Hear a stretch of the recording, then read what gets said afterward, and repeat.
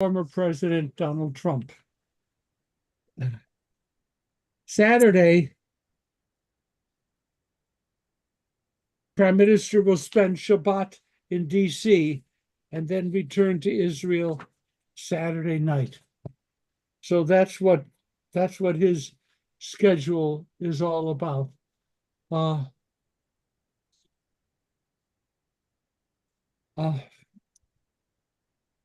So I'm feeling torn. I know you are as well, but we're going to certainly go ahead.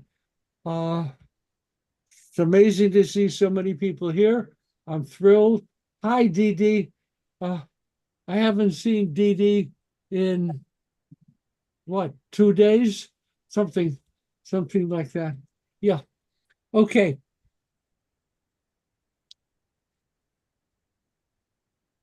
Missing in the speech today is Kamala Harris. She's not present in the room.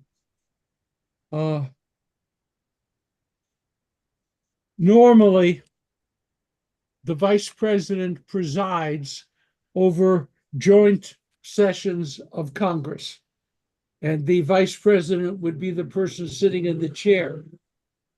In her absence, Senator Ben Cardin, who was head of the Senate Foreign Relations Committee, is presiding now with House Speaker Mike Johnson. So if you saw the picture, you saw Mike Johnson over here, and you saw Ben Cardin over here, and there has been criticism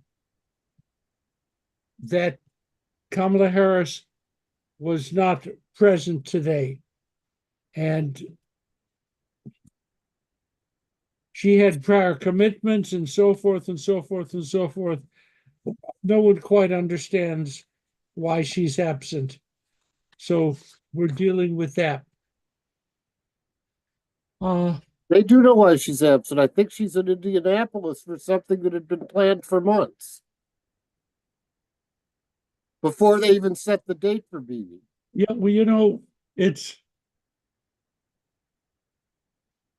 well, Steve, the appearance of wrongdoing and the purpose, which was not wrong, is very easily confused. She's going to pay a small price for not being there today, and it's going to arouse some suspicions. It's just going to. Do you have any? I don't know. Have you seen parts of Bibi's speech? No one's seen anything. Okay. So I'm going to ask you, Cindy. I saw the whole thing. Okay, good. It sounded like it just ended. I hear my husband's TV. It sounded like what? I'm sorry. It just ended. It just ended now? Yeah, he was thanking everyone at the end when I turned it off. So Cindy, what did you think? What was your reaction? He's a very eloquent speaker. He really presented the cause. He kind of gave a little bit of the history. He defended a lot of the Army's decisions and that the rate of killing civilians was low, that the food is being provided. So a lot of the accusations he gave the explanations in defense. He introduced a lot of war heroes, both Arab and Jewish. He's a very good speaker, very convincing. Okay. Merle, do you want to toss in something? Do you have any thoughts? I would say the same thing. I was interesting to see at breaks in his speech the number of people standing and applauding. It was also interesting to see the people that were with him from the military. The one woman who had been kidnapped. Noah. Yeah. And I thought it was interesting. I'm not sure where I am on it. I'm in a lot of different places with all of this. He said the right things, what he needed to say. Right. Some of us were hoping that he would use the occasion to announce a ceasefire Oh, they're so close. We've heard that before, right? Right. I was just hoping that, boy, what a great setting to announce a ceasefire, right? Yay. But he did say all that has to happen is Hamas surrenders and they return the hostages. That's it. No Yeah. big deal. Oh, okay. Any What's wrong other? with that? Wait a second. I don't think that's such a totally horrible position. No. We're just trying to figure out what he said. And I understand, Steve. Any other reactions to the fact that he's speaking, to what he said, to how he said it? And we can move on. But Steve, I also say that people boycotting in Congress makes no sense to me. I don't care what you think, just as you need to listen to the other party's spokesman on the floor. He is the leader of a country. It is an ally. And I don't care, ally, not ally, a world leader, you can show the respect and show up and agree or disagree. okay, thank you. Anyone else? Okay, Howard. I just feel would say the same thing that I said a couple of weeks ago when the same thing came up. I've heard so much criticism of Netanyahu, and like Thomas Friedman's article in the New York Times today. I didn't see it. What was it? Summary: Netanyahu is human vomit. That would be a summary of what He didn't say that, did he? No, but it would be a summary of what he said. I mean, he just doesn't. Netanyahu is the worst person on the planet, but he doesn't say why. He just doesn't like him. It reminds him of Trump, I think he said. But I listened to the speech. Every single thing that Netanyahu said, I agree with. And I'm very happy to see that a large segment of Congress agrees with it too. And as Okay, hold 1 second. I'm getting a report. He failed to take responsibility for October 7th. What? He failed to take responsibility. Did someone say this? There's an Israeli speaking, I don't know who it is, an Israeli reporter. An Israeli speaking afterwards said that he failed to take responsibility for October 7th. right. And a lot of people expected that as a minimum. Okay. So Howard, please, I didn't mean to interrupt. I'm sorry. Yeah, I don't know Okay. about taking responsibility, but everything he said made sense to me. And as for the people that are boycotting, and then and when you can't boycott, disrupting speech and even presence is a Hamas terrorist totalitarian tactic. Go out in the streets and break their bones. That's what the idea that if you get enough people out in the streets, we can take power and create a socialist paradise or Islamic paradise, whatever it is that they're selling. So Okay. Thank you for that. I saw, what was it? Herb, Sylvia, somebody else.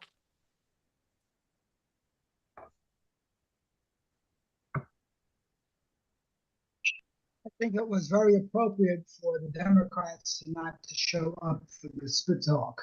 He was not properly invited, just like he wasn't properly invited last time, where he was trying to change, mess around with our politics. And he's back doing it the same thing.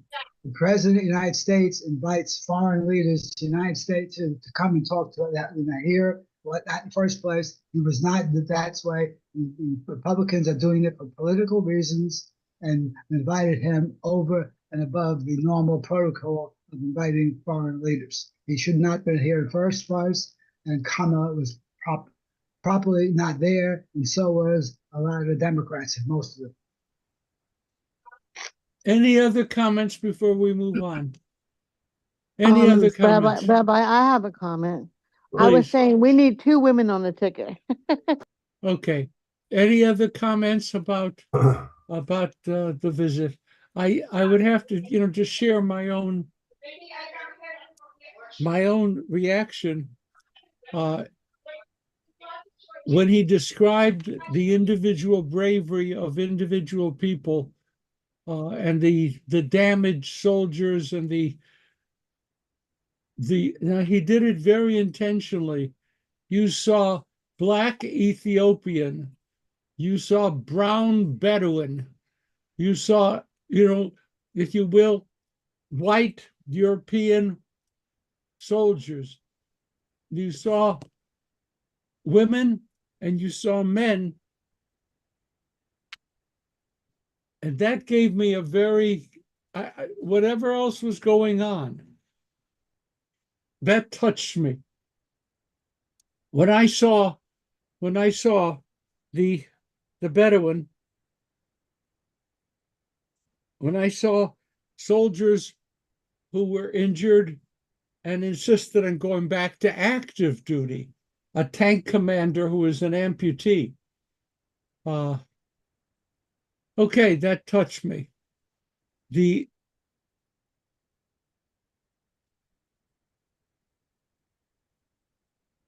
biggest complaint that people, a big complaint that people have offered is the lack of an Israeli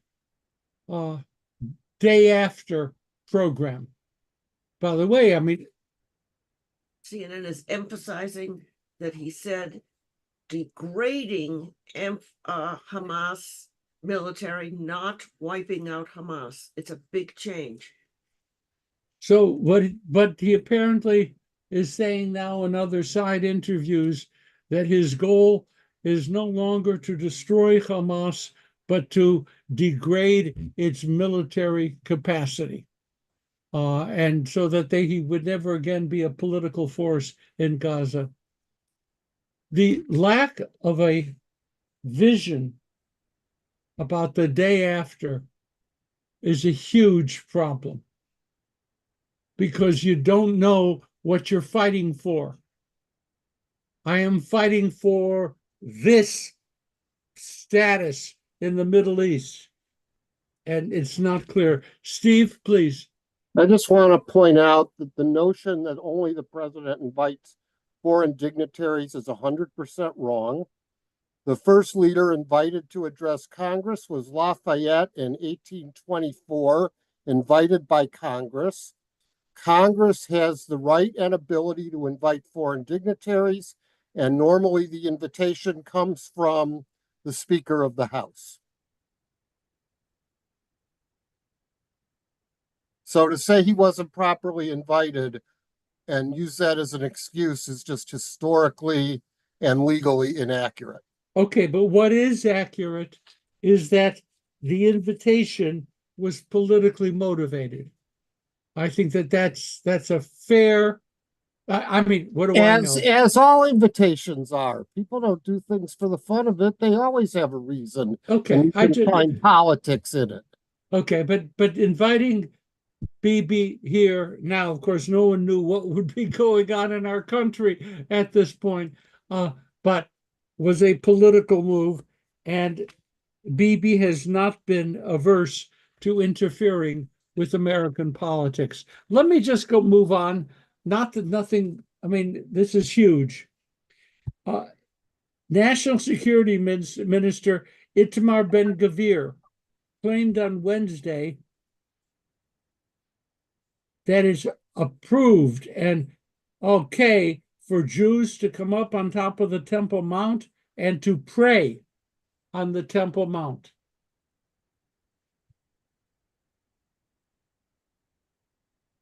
Ben-Gvir is one of the most dangerous human beings in the Israeli government right now.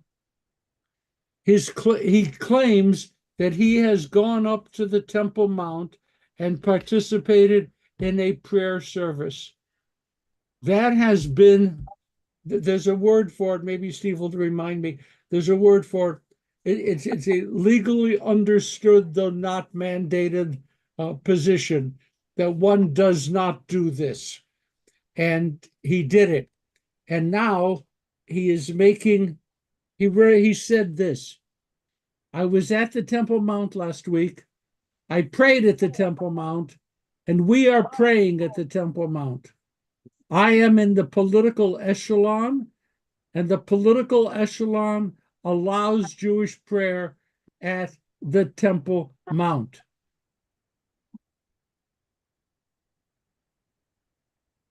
It's sheer antagonism, instigation, stirring up another problem. The problem is Ben-Gvir totally opposes any ceasefire with Hamas, and because they oppose the ceasefire, he wants to do everything possible to make the Arabs angry. The purpose of going up on the Temple Mount, I'm a rabbi, I get it. I don't think he was praying to God. I think he was instigating violence. But that's just me. And Ben I Gvir, agree with you, Rabbi. I agree with you. hold it. And that's a serious problem. A serious problem. I'd like, because all this is going on, I mean, I have all kinds of stuff here happening, but I would like your individual reaction to the selection of the vice president as the key Democratic nominee for president of the United States. How do you feel? And now we're talking not about economic policy and immigration policy, if you will. How do you feel about it? Do you think it's good for the Jews, bad for the Jews? We don't know. We don't know what she's doing. We don't know. We sort of know, but don't know. I have to tell you, I've been having a little bit of fun. You have a Black woman who is also half East Indian, married to a Jewish guy. There you go. There you go. and now she has to select a vice presidential candidate, and I am suggesting a gay Asian. That no, I mean no, oh come on. I just think that would pretty much put the package together. But they're calling her Asian. What? They're calling her Asian instead of being Right. South Asian. I didn't know that. I mean, What's everyone wrong? knows that she's Black and Asian. But now, okay, okay, I have a question, Rabbi. What's wrong with another woman on the ticket? okay. So now I obviously have a favorite candidate for vice president, the governor of Pennsylvania. And the only reason I put him up there is because Pennsylvania is a key state in the campaign. And if he will bring Pennsylvania, that's reason enough to do it. But there's also this from Arizona. What's his name? Mark Kelly. Mark Kelly. An and astronaut. an astronaut who is married to a Jew. Jewish lady. Oh, right. All right. Could be a mezuzah on the White House. Yeah, I have no idea what's going on. It's kind of a little bit funny, but it's interesting, and we'll see how that plays out. Let's just do quick ones. Cindy, and then Joanne and Merle. Okay, please. Cindy. Well, I think the choice had to be what it had to be, for everything. I think she's really brought an enthusiasm. And I love the fact that I'm not sure where she really stands on Israel because she still wants to get the Muslim votes, but I know her husband is out there fighting anti-Semitism as hard as he can. I think that Doug would have an easier time getting elected than she would. He, he's, you know, he's a perfect example of a loyal husband who is in the process of doing good. Okay, I don't know. I like him. He's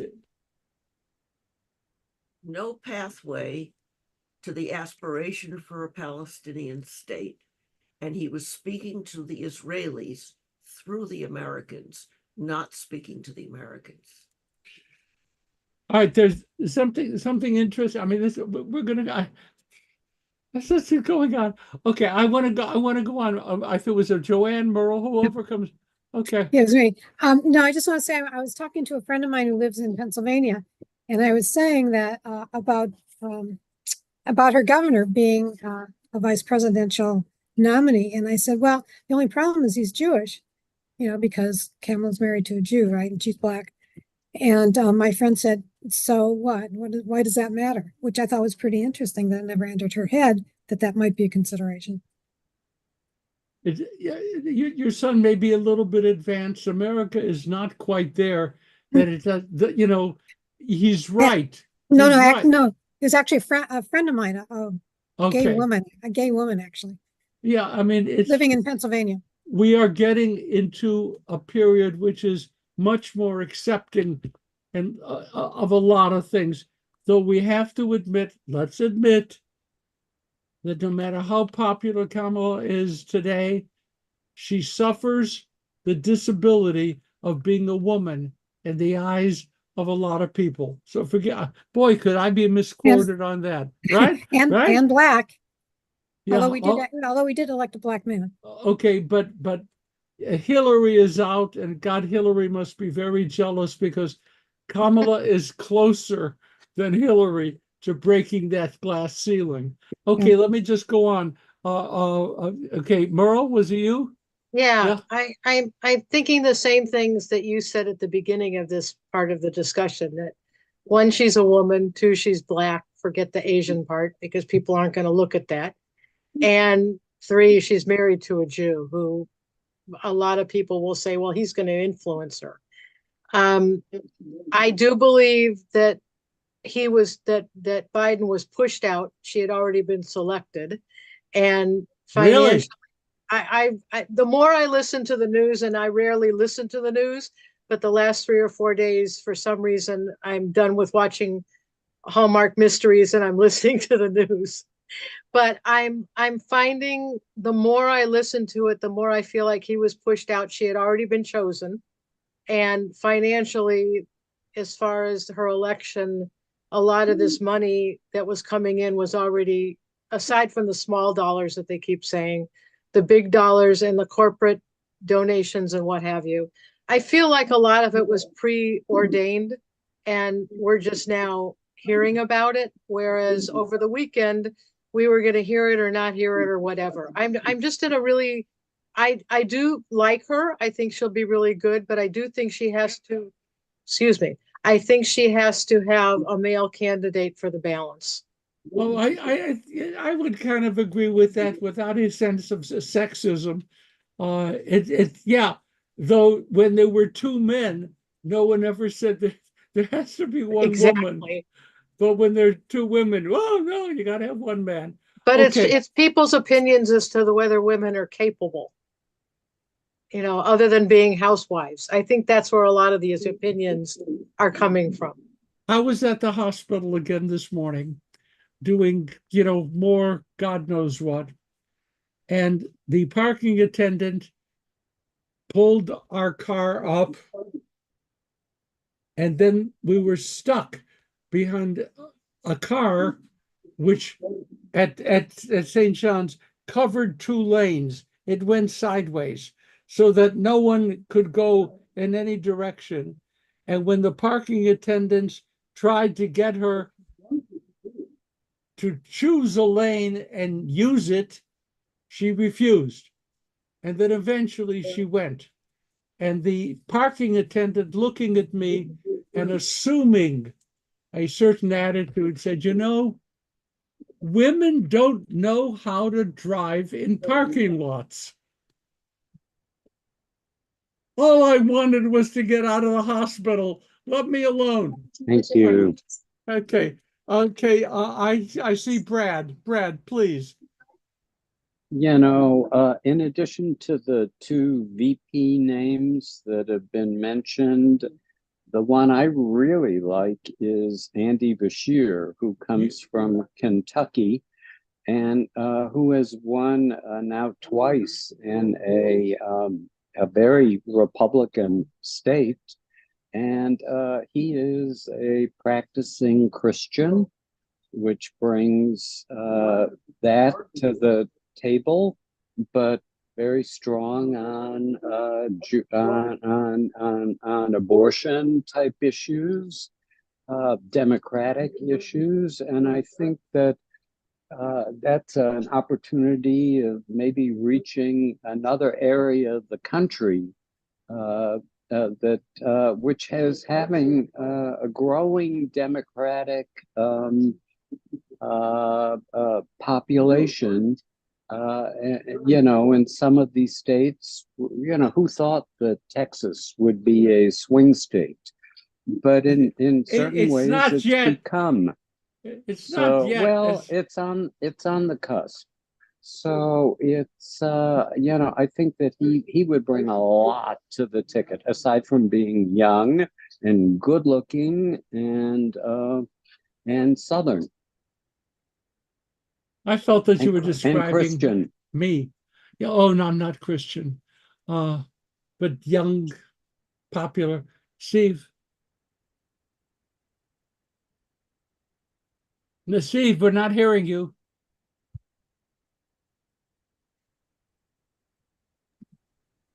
For most people, the vice president is really an irrelevancy.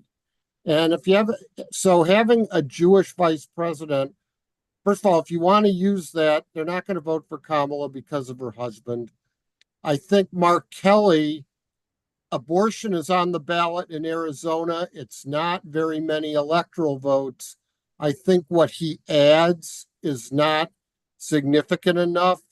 Gretchen Whitmer said no. I agree with Brad that Bashir's would be very good, but I think Josh Shapiro brings more votes. And I also think more people recognize him nationally. There's not a whole lot of time. And I think that's why picking Kamala once you get rid of Biden was critical, because she has instant access to something like $300 million because it was raised not for Biden, but for the Biden-Harris campaign, that it would have been problematic for anyone else to get their hands on immediately. Yeah, Bashir, is that his name? Bishop? Has been mentioned a lot. I mean, but these are all, as far as I'm concerned, very positive possibilities.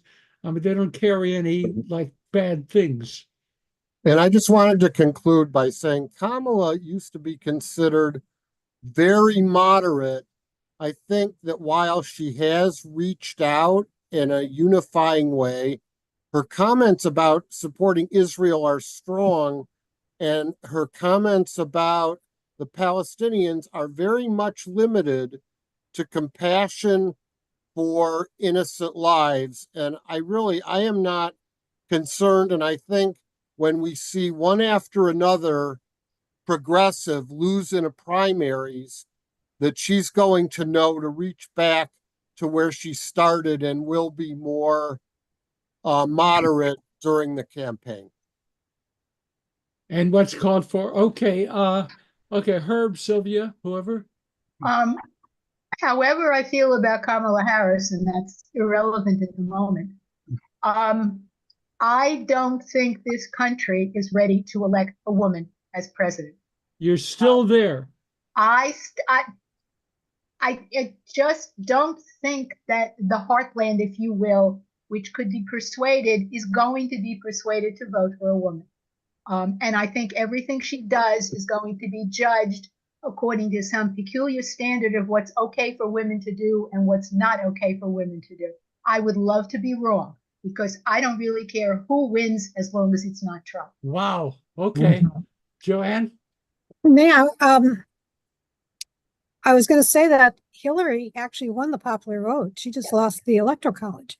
So this country will elect a woman.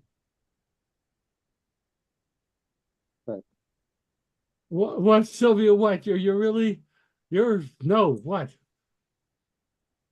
She may have won the popular vote, but she didn't win it where she needed to win it in order to actually be president. No, that's true, but she did win the popular vote. So women, I mean, this country will vote for a woman. I doubt it. Okay. And I believe that Hillary was a great deal more qualified than Kamala Harris. but the thing is, in the election since that presidential election, some of the suburban districts that have had enough with Trump and care about abortion are going to vote for anybody that isn't Trump. Oh, 1 second. Ehud Barak is attacking Bibi. Netanyahu and saying that he's responsible for the whole war and everything he did with the money and Ehud Barak has been on television. Thank you. This is very exciting. We're getting all kinds of, in the old days, they would run the ticker tape. Oh, look at this, right? Ehud Barak has attacked Bibi directly and viciously and blamed him for the entire situation in Gaza and the Middle East. Fascinating. Okay, the question that we started with was, how do you feel about Kamala Harris as being the candidate? And she doesn't carry a lot of baggage, right? I don't know if there are any big stories about her. In California, it's very funny. I had a call today from the president of the Hebrew College who just wanted to chat. And he said, hey, listen, you're in California. What do your people really think of her? Whoa, Stanley Davids, I can give you that. I mean, I know what everyone is thinking. But I said the reality is that she has a bad reputation for running through staff people. That they leave her. They come, they stay, they go, and she's apparently a pretty tough individual with whom to work. I don't know. I said beyond that, I don't know. But that's so there's no negative. People are really trying to find out who the hell is she, and there's certainly. Let me just lay out my prejudice. I think Joe Biden did a terrible job in training, raising, lifting her up as an effective vice president. And I don't know why that is. I know that Biden has very powerful, positive memories about his time with Obama. And that Obama gave him jobs and Obama gave him visibility and, all those good things. And he did not do that with Kamala Harris. And I don't know why. I don't understand. Okay, I see Donna and then Steve. Do you mean Donna or Donna? Donna. That's okay. Good to hear your voice and Reese's. I have DLA Piper's phone number, Century City, Mr. Imhoff's number. Before they picked Kamala, I called, said she's our girl. I called back the other day, said she's our girl. And then I got a card from a beautiful letter from Kamala. I think she's going to win. I believe that the country is ready for a woman. It's just like, that's how I feel, okay? And her husband being Jewish is a positive thing. Read Isaiah 54. God is going to make this happen for Israel's sake, for everybody's sake, because it will turn a light on where the KKK anti-Semitism is, and we can use music and food. And one more thing, Rabbi, AGT had a Palestinian and Israeli musical group on TV the other night singing together for peace in Israel. Yes, I heard about that. Okay, Yeah. thank you. Thank you, Rabbi. Thank you. That I was just have one quick comment. And you're Please, gonna Steve. hear- And you're going to hear a lot of it in Biden's last combative speech, right after talking about how qualified she was. He was adamant and said, but she is not qualified to be president. You'll see that in I'm sure they're showing that in ads all over the country, except for New York, California, and New Jersey. Okay. Okay, let me just see hands. I see Howard. I see Merle. Merle. Howard. I I was kind of interested in this question because Suzanne and I were discussing, what is Kamala going to be? How bad is Kamala going to be for the Jews? And I think he is considered to be the most left-wing senator at the time when she was senator in the whole Senate, and I believe that's true. And she she has a record on Israel which puts her to the left of Biden, but to the right of Obama. So she's going to be somewhere in between those two. I heard the same stories. Yeah, I don't know, but I don't want to validate, but And I hope she sticks to that for the time being, because maybe that'll help her get elected, which is the most important thing. It's the same thing I felt about Biden. If they could just keep him in the basement so he could get elected. Now, if she can just stay, appeal to people and give them warm, fuzzy feelings, enough of them, and anything to save the country from a takeover by the forces of evil. okay, Merle and then Brad. So one, I think Steve just posted that people that have worked for her have praised her, and that's what I've seen. The other thing is somebody, maybe it was you, Stanley, that made the comment about what people are asking about what has she done as vice president. And there is a list going around of her accomplishments and what she's done as vice president. And when she was in the Senate, I don't know how to publish it, but it's quite a long list from what I've seen. I'm not even sure I read through the whole thing. It was late last night. But I think I do think that she should have been out there more for people to see who she was. But I think that her list of accomplishments is good, that I think that can help. Okay, we'll go with that. Brad? Yeah, I'm really enthusiastic about her as a choice. I think, Howard, you're ridiculous to think that she was further left than Bernie Sanders, for example, when you called her the most extreme. And my point is that the point that I want, let me finish my thought, Howard. The point that I want to emphasize, and I've already forgotten it, you sidetracked me. We'll get back to you. Wait, let me think about it. My enthusiasm for her. Oh, I know what I was going to say. I think the fact that she is multiracial and a woman is going to bring out absolutely the worst in Trump and in Vance. Wow. And I think they're going to totally overplay their card, and that's going to turn off a lot of people. Right on. I agree. Okay, so we have this very positive view that things are going to get so horrible that we'll win. Okay. Whoa. She's a prosecutor, Okay. Rabbi. Okay. She's going to go after 34 felonies. Okay. Now, anyone else have a hand up before we move on to the next topic? Hi, Diane Mendel. Hi. Okay. So, I'm curious as to how Biden's legacy and his relationship to Israel will be defined. It's been very, very controversial.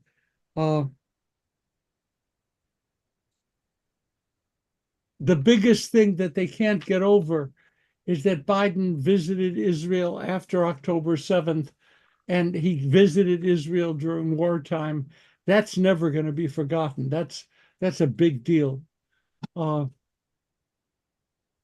There are people who believe that Biden in the last 6 months was selling Israel out, and that all the decisions he made were decisions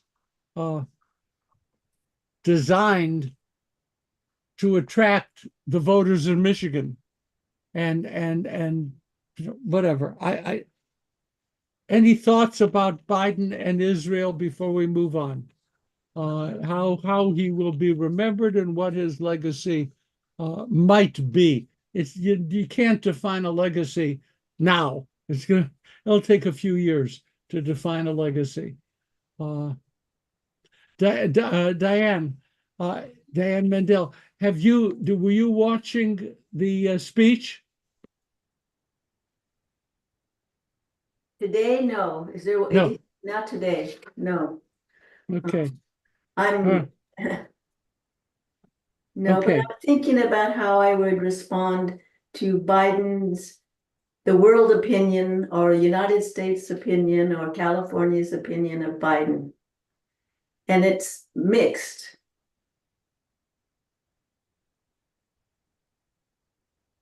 We have yes, you're right.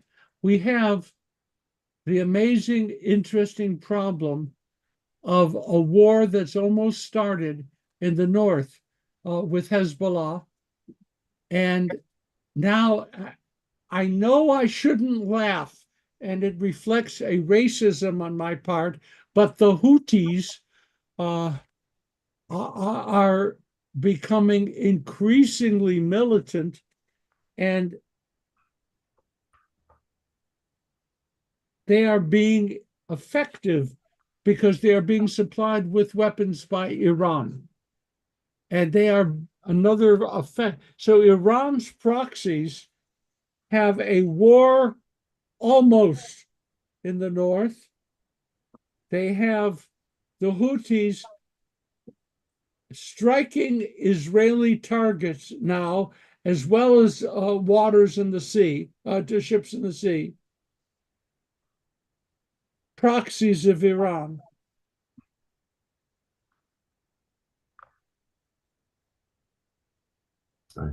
Can we avoid a war with Iran?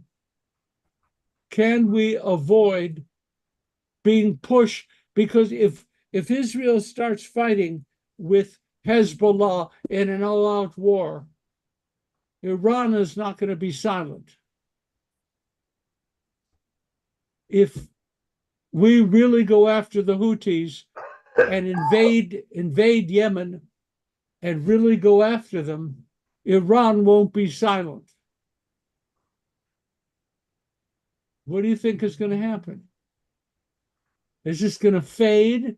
Is it going to kind of like die away? Or will there be actions that will shape the future? I don't know.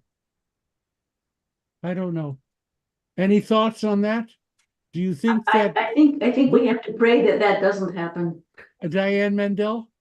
I think we have to pray that that doesn't happen because it might be many countries involved.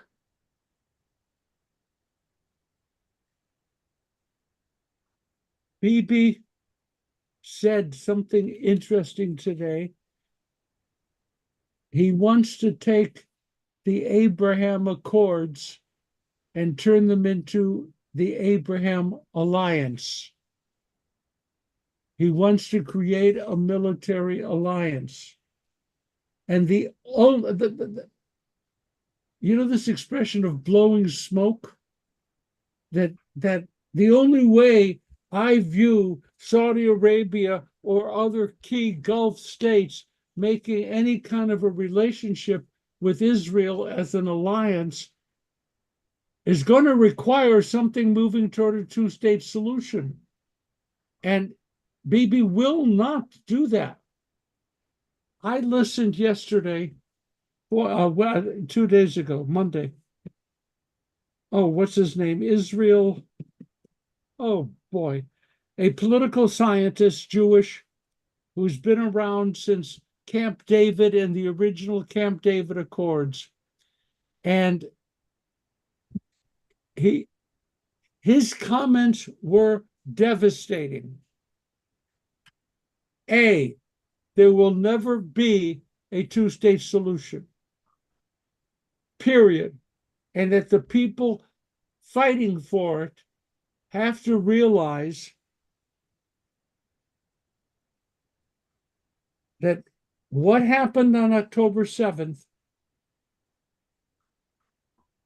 is not going to be removed from the Israeli psyche, even if we sign an agreement.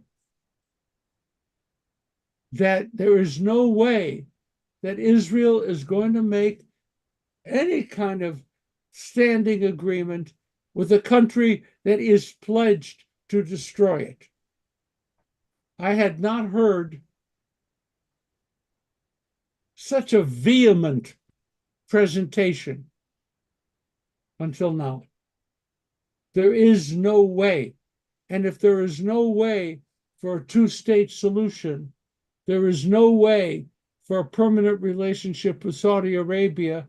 And without Saudi Arabia, the other Gulf states will not come in, and the whole house of cards collapses. Any thoughts? Anyone want to be a little bit more optimistic? I'm always willing. Being optimistic is not necessarily a crime. It's just hard. It's just hard. So you know that a Houthi surface-to-surface missile fired from Yemen was intercepted on its way to Israel. Surface-to-surface missile sent by the Houthis. If it had struck Israel and did civilian casualties, there would have been hell to pay. We're living on the razor's edge where any moment an act could do it. Okay, we're going to move on because there's other good stuff. The Israel Defense Forces, hear this, sent out the first batch of 1,000 draft orders to ultra-Orthodox men aged 18 to 26. The draft orders have been sent out. Yeah. Yeah. And if Bibi's going to want to stay in power, he's going to have to rescind those orders. And that's all part of what's going on right now. But yeah.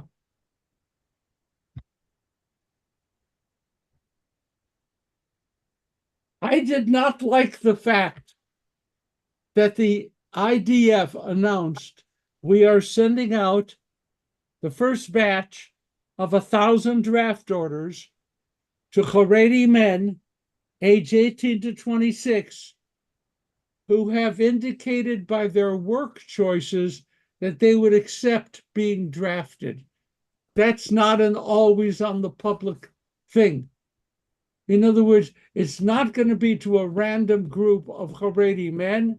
It's going to be to a pre-selected group that maybe they're working on defense industry, maybe they're X, Y, and Z, maybe they have, an attitude about defending the state.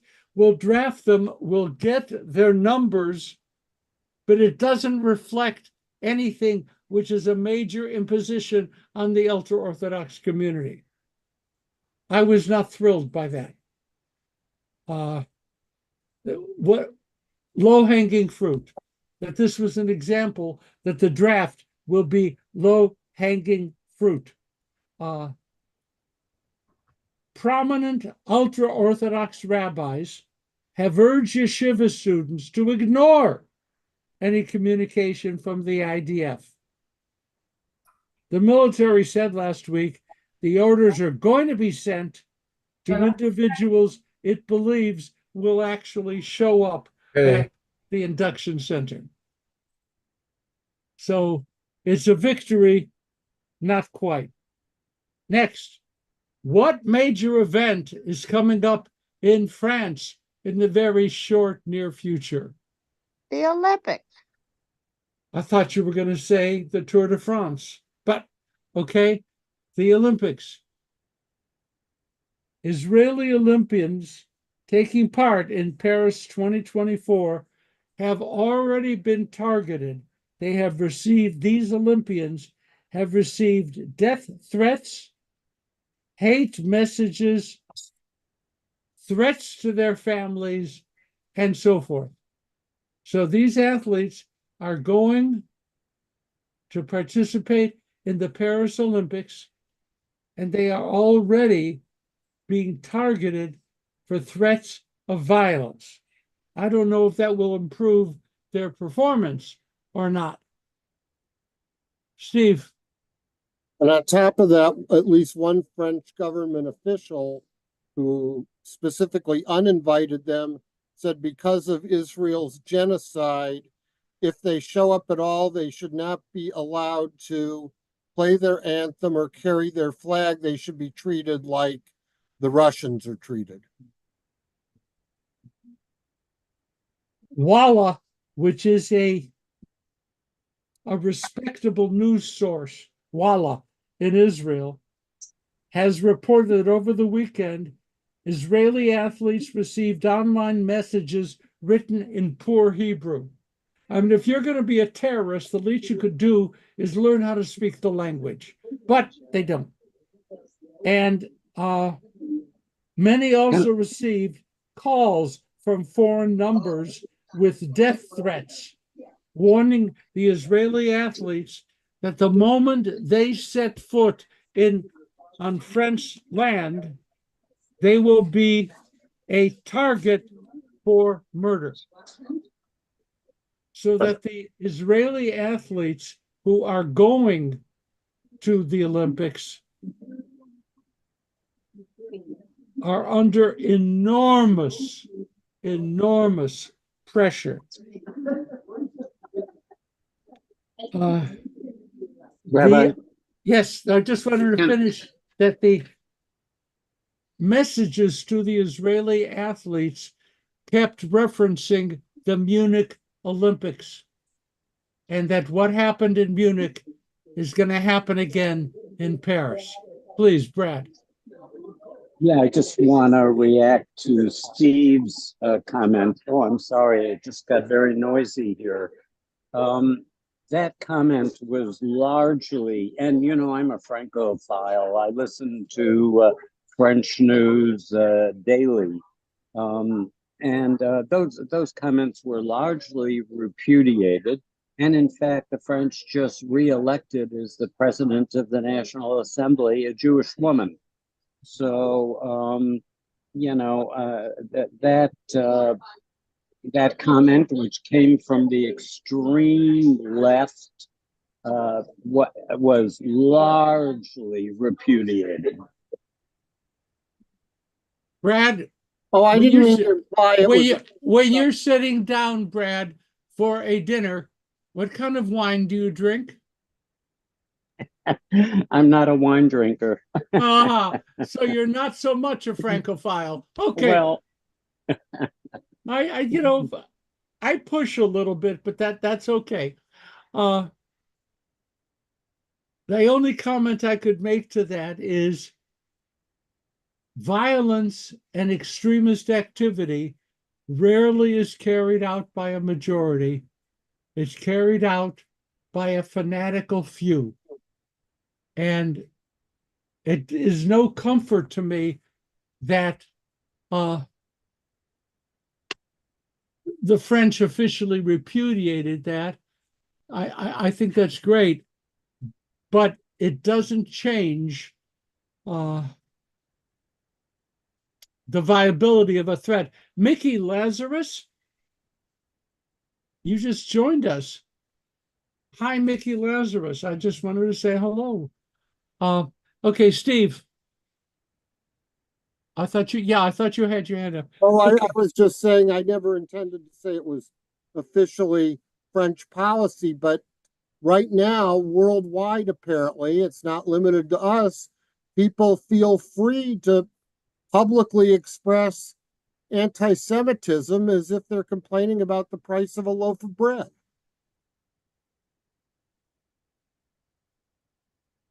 Do you agree or disagree with the following? National leaders who have no natural born children are not suitable for political leadership. Any thoughts on that? Cindy, you look like That your was head. so stupid. I mean, and Buttigieg has 2 kids. And Yeah, but Kamala's mama-la to her stepkids. And first of all, they aren't torn between doing their job and running to get their kids from dance class or something. They could really focus on their job if they don't have kids. but Vance really, And wait, he did not. He condemned them for having cats. what? He called her a cat lady. Cat People lady. without children are cat ladies. Yeah, well, you know what that means. I had to look it up in Wikipedia. I looked up cat people in Wikipedia because the language is developing so rapidly. It's a woman who stays home with her 35 cats and has no children. Risa. That's it. Okay. Huh? They're still talking. That's it. That's it? Yeah, they're just saying stuff. Risa has lost patience with Vance. I'm not sure why, but how does a person even come up with something like that? Well, they implied having cats was negative, and we know it's different. We, the two of us at least, know it's different, right? Depends on how many. Okay. All right. We're getting close to the end. Oh yes, that's for sure. Any other thoughts? This is a very fraught time. I just have to say goodbye. So many things are changing, and so many givens are under assault. I have no idea how this is going to end up. And I worry, for example, that assassinations can be contagious. I worry about copycats. No matter what else happens, these people are going to be out in front of thousands of other people. And as we have seen from the Secret Service, have you seen pieces of the Secret Service testimony? Have you seen that? Have you seen what a U.S. Congresswoman called the now resigned head of the Secret Service? I can't repeat it. No, I can't. You could say Yes, you can. Spell it. You could say no. Just say SH. What? Just say SH. SH? I don't speak that way. I am pure of heart and pure of tongue. But yeah, can you imagine it? Where we are in Congress? It was bad enough when Marjorie Taylor Greene, whatever it was, screamed out during the State of the Union address last time, whatever it was, "You're a liar," to the president during the State of the Union. And now people should be disqualified. And Cindy, I know this affects your business profession, disqualified for not having natural born children of their own out of a marriage and so forth. And Vance wants to stop IVF. I'm sorry. Yes. And to stay in a marriage if you're being abused. Well, that makes sense to me because we know it's the woman's fault. I mean, no, we don't. Okay, we don't. This is just what I said before about the crazy comments, just being triggered by this candidate. And I think it's going to be overplaying the hand. I repeat that. I hope, Brad, that the American people are wise enough, or some of them are wise enough to know when those people have overplayed their hand. But I have to believe that out there in the boondocks or boonies, there are people who really believe what Vance said. And that's But people love cats. A lot of people love cats. And I would say French speaking cats are the best. But folks, have a beautiful week. I have to point out, just for your information, on let me just check this. This is the 24th. We are due to have another current events class on the August 7th. We are not KNOT, not having class on the 7th. And then one of you is going to ask, oh, Hannah, I hope Hannah's not on the radio. You're going to ask why. Someone want to ask why we're not going to meet on the 7th? Why? Thank you. Because the synagogue is sponsoring a program about pickles. Yeah, I could explain that. It was supposed to be on a Sunday. Somehow they wanted to do it during the sisterhood meeting, and I said no, but you can't do it after because we have current events. And so anyway, it's out of sisterhood's hands. It's like under adult programming. Hannah could speak to it, but this Rabbi Marcus is going to have something at Temple at noon that day to learn how to make pickles. You pay a little fee, and then you go home with a jar of pickles that you just brined. What if I invited everyone to an unofficial, not current events Zoom gathering? No, we don't play that way. They asked me, is it okay? And I said, you're knocking current events off for pickles, right? Pickles. Wait, but we're 20 people. There are thousands of people in this congregation. And it's not like hundreds of people are being taken away. And for a few people who might go to both, they have to make a choice. I just think that an institution this large, to cancel something for another small gathering makes no sense. And okay, Hannah, are you on? Because I think the consensus would be to have current events and people make a choice, like Steve just said. I don't think many people from this group would go to the pickle thing besides me. That's fine. Maybe Nikki. That's fine. I'm not going to the pickle event. Okay, hold it. The Great Pickle Revolution has started. We had Bibi, we had Hamas, we had Vance. Now we have the Great Pickle Revolution. Have a good week, everybody. Well, I think Hannah was just saying we'll keep current events. Goodbye. Hannah, let us know. Hannah, advocate for us. Thanks so much. I mean, okay, I'll let everybody know. Thank you. But it's fine with me if you keep current events and people will make a choice. Okay with me. Pickles I'm not now, coming to do pickles. and pickles forever. Okay. Sounds good. Thank you. Promise to eat a pickle during current events class. We have to make it first, and it has to brine. And well, that takes. I read about it. It doesn't do anything for me. But well, someone from whatever. Chabad is coming up from Orange County, and I don't know. It's not my event. Have a good week, everyone. Bye. Bye. Hi, Nikki.